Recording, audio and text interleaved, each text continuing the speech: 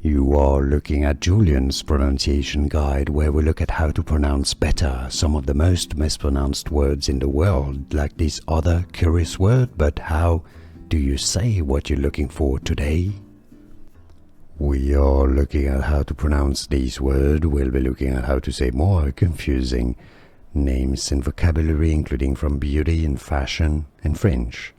In French, it's said as boutonniere. This is why in English, especially in the UK, it's generally said as boutonniere, boutonniere, just from French really. But in American English, it's often said as boutonniere, boutonniere. In the US, that's how they say it, boutonniere, or in English, boutonniere. It's easy, and now you know. Like this video if you found it useful. I appreciate your support, it helps a lot. Thanks for that. More videos for you here to learn more correct pronunciations. See you there. Thanks for watching.